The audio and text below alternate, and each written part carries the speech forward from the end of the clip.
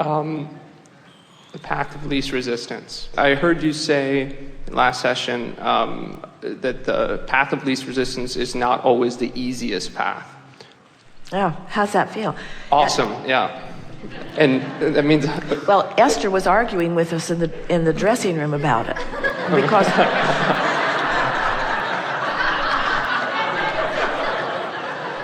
talking to Karen about it, saying...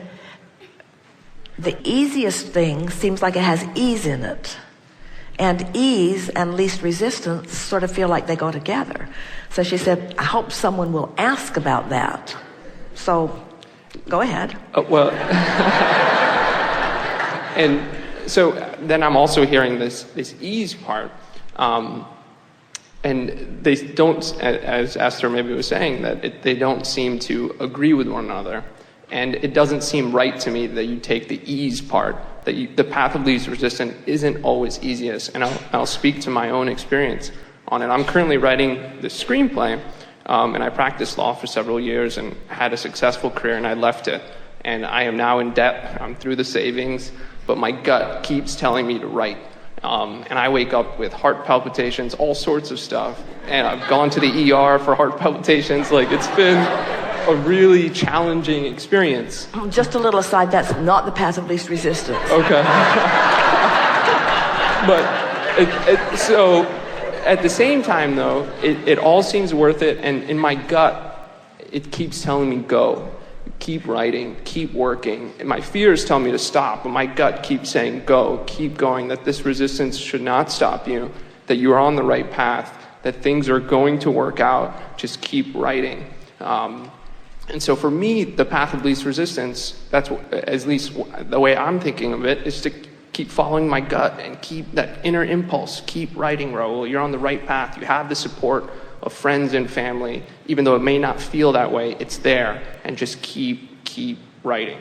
And so I'm wondering, that for me feels like the path of least resistance, even though I get scared in the process.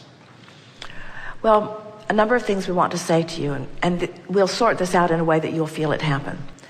There's no fear on the path of least resistance. So in the moments that you feel fear, you have diverged. And when you stop and pinpoint what thought you thought that caused the fear, it's easy for you to identify how far off the path that is.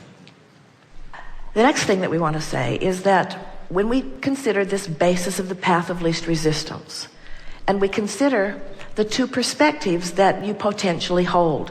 If you've been listening to us for a while, you've heard us say that here you are in your physical body and you're sifting through and you know what you don't want and you know what you do want, and that you've created this larger perspective that is your eternal point of view, who is always present with you, and how that larger part of you always exists, even when you're physically focused.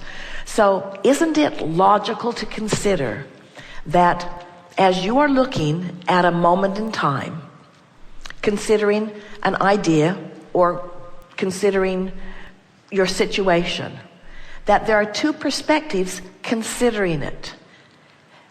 Your inner being and all of us, and we're really smart, are always focused upon the path of least resistance.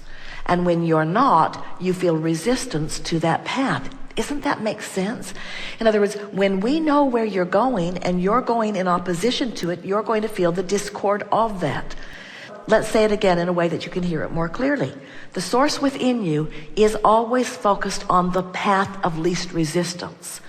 Now, you have the right, you have the free will to choose the thought that you think. When you choose a thought that doesn't feel good, you have not chosen the path of least resistance.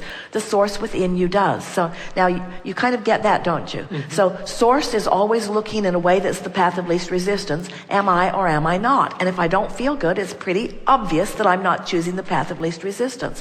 That conceptually is easy to absorb, isn't it? But now let's take it further.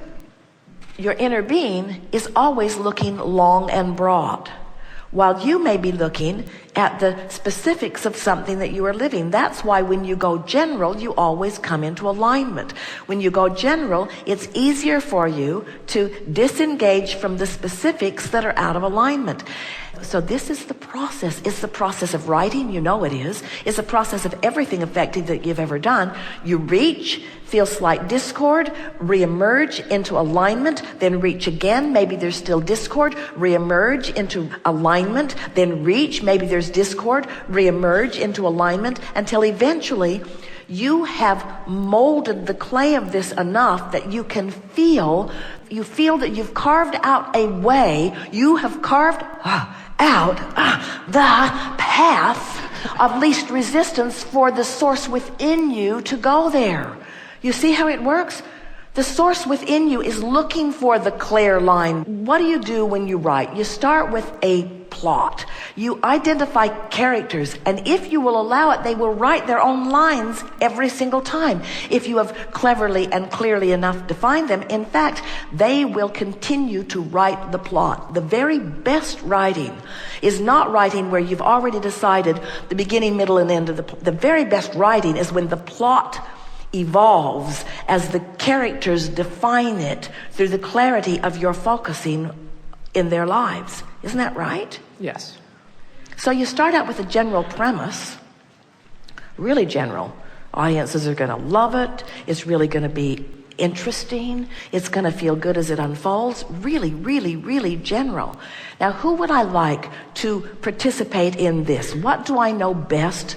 If I know it well, then details will flow through me easily, path of least resistance, better than picking some subject that you don't know anything about that you got to do a bunch of research on.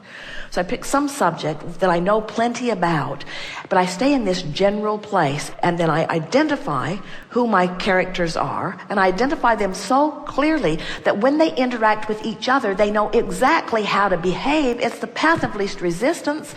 They've been together in my mind. They've been together many, many times. They know exactly what they would say and what they will do, and what comes next will occur to me. Path of least resistance.